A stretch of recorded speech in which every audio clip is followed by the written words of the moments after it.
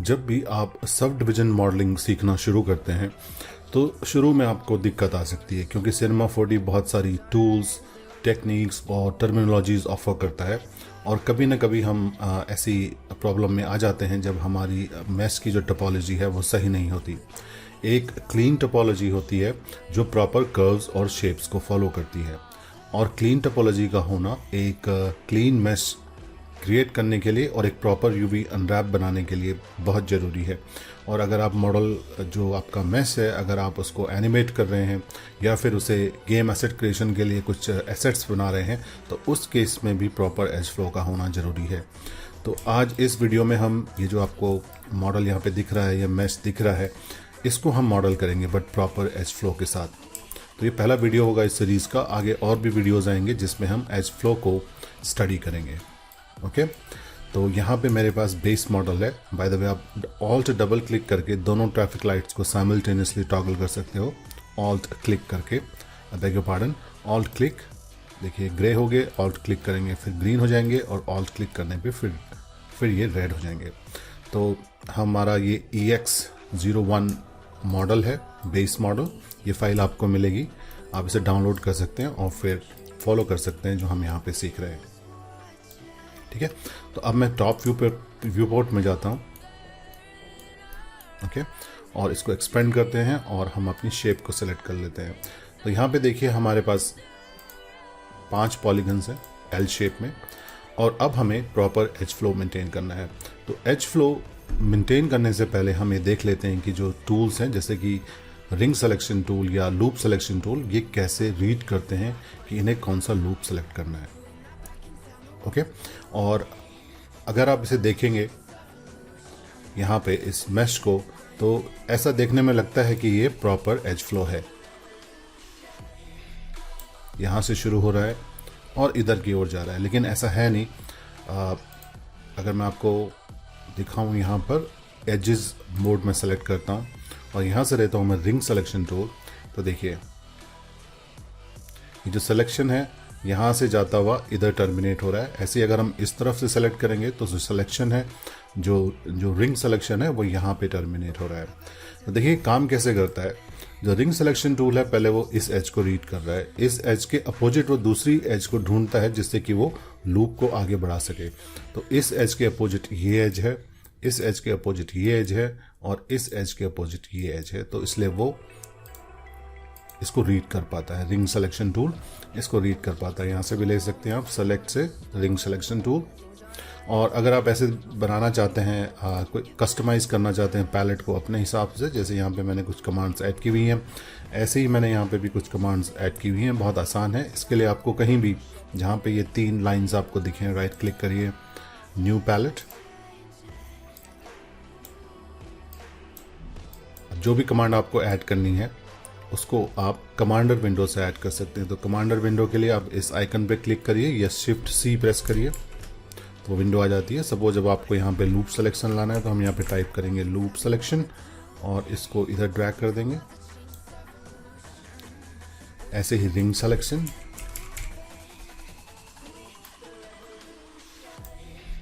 ठीक है। जैसे यहाँ पे है, सपोज आपको चाहिए लूप पाथ कट टूल, तो यहाँ पे टाइप करेंगे लूप पाथ कट और इसको ऐड कर लेंगे। और उसके बाद आपको ये जहाँ भी चाहिए ड्रैग करिए इसको, ये आपको लाइन दिखेगी वहाँ पे जहाँ पे इसके लिए अवेलेबल है स्पेस डॉक होने के लिए, और ये वहाँ पे डॉक हो जाएगा। ठीक है, तो बहुत आसान है ये करना। तो यहाँ पे हमने देखा कि कैसे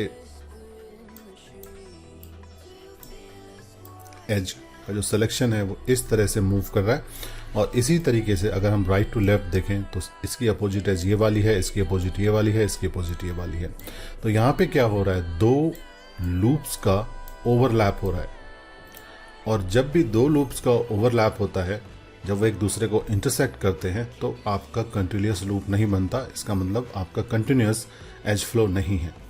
ठीक है, अब हमें कोई ऐसा तरीका ढूंढना पड़ेगा कि जिससे जब वो यहाँ पे पहुंचे तो वो अगली एज को ये वाली ले। ठीक है, तो इसके लिए हम क्या करते हैं, बीच में एक डायगोनल एज अगर हम यहाँ पे डाल दें और फिर देखते हैं क्या होता है। तो ये है लाइन कट टूल जो आपको मैश मेनू में भी मिल जाएगा, लाइन कट, और इसका शॉर्टकट है KKMK, ये भी आप प्रेस कर सकते हैं।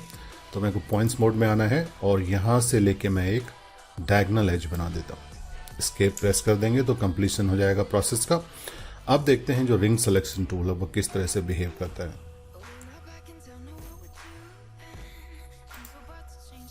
देखिए, अब एज मोड में आते हैं और ये देखिए, अब इसको अपोजिट एज ये मिल रही है, इसको अपोजिट ये मिल रही है, इसको अपोजिट ये मिल जाती है, बट फिर यहाँ पे ये कंफ्यूज हो जाता है, इधर जाने के बजाय यहाँ चला जाता है। तो इसका मतलब ये है कि ये दो जो एज हैं ये इसे कंफ्यूज कर रही हैं। कौन कौन सी एज? ये वाली और ये वाली। अब इन दो को अगर हम इन दो एजेस को हटा दें तो हमारा काम बन जाएगा। ठीक है, वो हम कैसे कर सकते हैं? इनको सेलेक्ट कर सकते हैं एजेस को। 2-3 तरीके हैं जो आप फॉलो करना चाहे कर सकते हैं। सेलेक्ट करिए इस एज को और इस एज को और फिर इसे डिसॉल्व कर दीजिए। मेरा डिसॉल्व शॉर्टकट है MN। देखिए, और अब अगर हम रिंग सिलेक्शन टूल लेते हैं अपना, तो अब हमारा प्रॉपर सिलेक्शन यहाँ से यहाँ तक जा रहा है, कहीं कोई कंफ्यूजन नहीं है। इसको अपोजिट एज ये मिल गई, इसको ये मिल गई। अब इसने ये वाली नहीं ली है, सीधा ये वाली ले ली है और फिर लास्ट में ये। तो जो हमारा लूप सिलेक्शन है वो प्रॉपर हो, रिंग सिलेक्शन है वो प्रॉपर हो गया। इसी तरीके से अगर हम पॉलीगन्स मोड में आएंगे और सिलेक्ट करेंगे तो हमारा पूरा जो लूप है पॉलीगन्स का वो सेलेक्ट हो जाएगा। ठीक है, एक तरीका तो ये था कि आपने डिसॉल्व कर दी। दूसरा तरीका है वेल्ड कर सकते हो पॉइंट्स को और फिर आपको एक डायगोनल एज बनाने की भी जरूरत नहीं है, सारा काम एक साथ हो जाएगा। तो मैं Ctrl+Z प्रेस कर रहा हूं अनडू करने के लिए।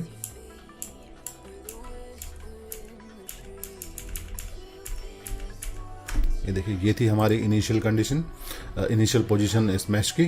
तो अब हम क्या करेंगे? I am sorry, initial state बोलना चाहिए मैं। इनिशियल स्टेट ये थी ऑब्जेक्ट की।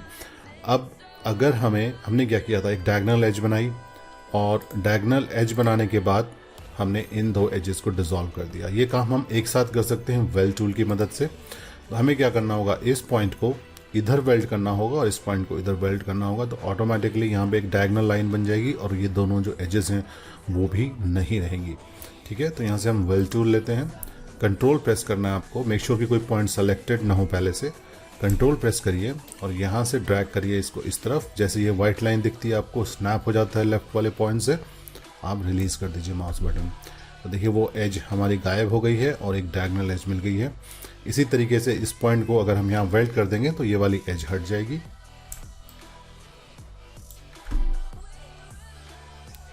ठीक है, तो अब हमारा वही जो पहले लूप था वो हमें अब दोबारा मिल गया है।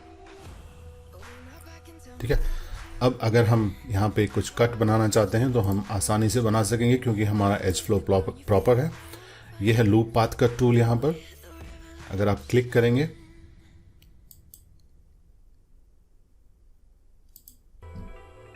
इस तरह से भी बना सकते हैं। ठीक है, दूसरा तरीका है, एक बार अनडू करते हैं। दूसरा तरीका है हमारे पास कि हम स्लाइड टूल का इस्तेमाल करें। देखिए स्लाइड टूल कैसे काम करता है। हमें यहाँ पे एक कट चाहिए इस तरफ से यहाँ तक, तो हम क्या कर सकते हैं, आउटर एज को ले सकते हैं और फिर हम लेंगे स्लाइड टूल। राइट क्लिक करके भी आप देख सकते हैं स्लाइड, MO इसका शॉर्टकट है। और अब हमें इसका क्लोन बनाना है। अगर हमने बिना क्लोन बनाए ड्रैग किया तो क्या होगा, ये वाली एज श्रिंक होगी, स्केल होगी। ये हमें नहीं चाहिए। हमें क्लोन बनाना है तो हमें यहाँ पे क्लोन चेक बॉक्स को सेलेक्ट करना होगा एट्रीब्यूट मैनेजर में, या फिर हम कंट्रोल प्रेस करें और ड्रैग करें तो इस तरह से भी हम एज बना सकते हैं या लूप बना सकते हैं एक्स्ट्रा। अगर हम इसी को यूज़ करें लूप पाथ कट टूल को, एक बार हम यहाँ पे क्लिक करें और फिर एट्रीब्यूट मैनेजर में हम नंबर ऑफ कट्स को इंक्रीज कर दें 2। तो देखिए 2 कट्स आपको मिल गए हैं और साथ में आपको एक गिज्मो मिलता है ऊपर। ठीक है, जहाँ से आप इसकी पोजीशन और स्केल, यहाँ पे ऑफसेट और डिस्टेंस 2 वैल्यूज़ हैं, आप इंटरैक्टिवली इंटरैक्टिवली मैनेज कर सकते हो इस गिज्मो से। तो क्या करना होगा, आपको इसको ड्रैग करना होगा तो ये डिस्टेंस बनाएगा। तो सपोज आपको ये चाहिए 30% पे, तो आप यहाँ पे एंटर कर सकते हैं 30%, या फिर आप यहाँ भी डाल सकते हैं 30%, अगर आपको 20% चाहिए फॉर एग्जांपल, तो यहाँ आके आप 20% कर सकते हैं।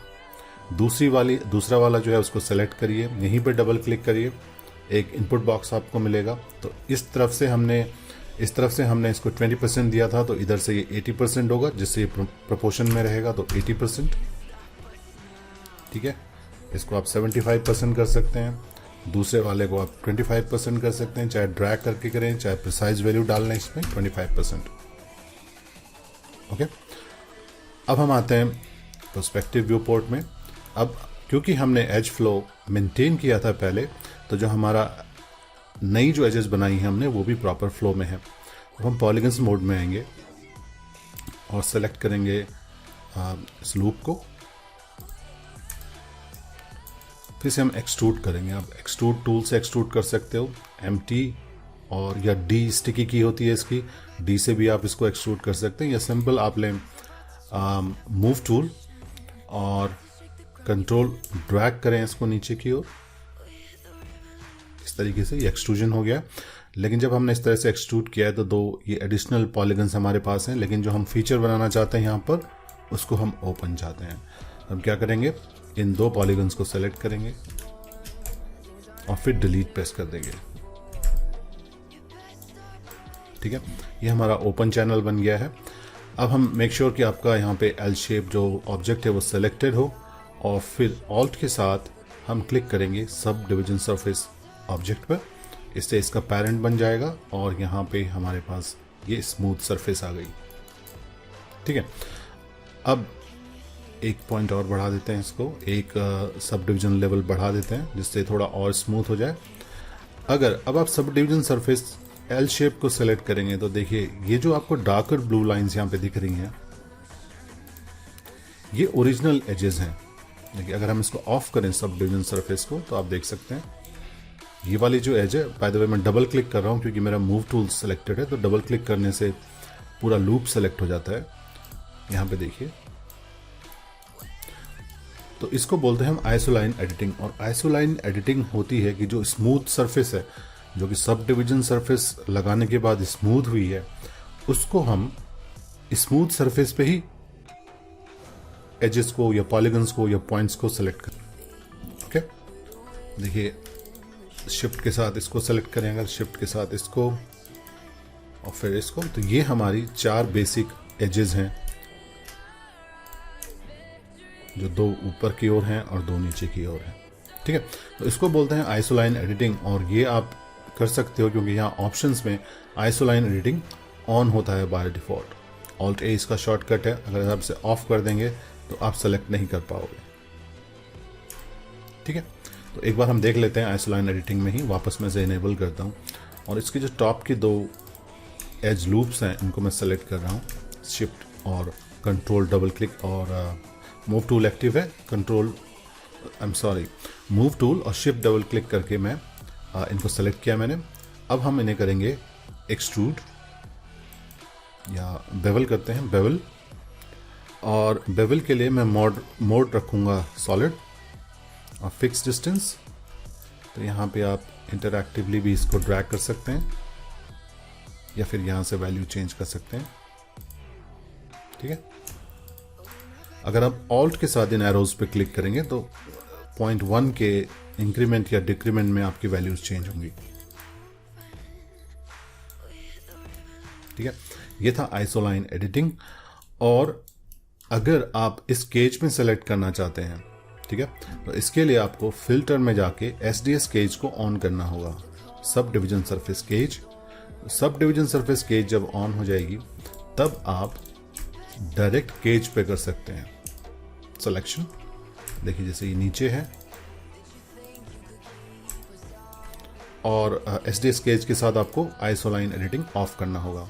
ठीक है, आइसोलाइन एडिटिंग ऑफ और SDS केज ऑन, इसको इनेबल करिए, उसको डिसेबल करिए, और फिर जो बाहर की एजेस हैं just double click on the outer edges, यहाँ इस तरफ और इस तरफ, दोनों तरफ की हमने सेलेक्ट कर ली है डबल क्लिक से। और इस बार हम बेवल करना चाहते हैं इसको, लेकिन instead of solid bevel mode हम इसको चैम्फर करेंगे। चैम्फर में क्या होगा कि आप इसको, इसमें जो सब डिविजन्स हैं वो आप ऐड कर सकते हैं। तो यहाँ पे हम जितना भी चाहें ऐड कर सकते हैं और फिर सब डिविजन्स। तो ये देखिए, तो जो भी हम सेलेक्ट कर पा रहे हैं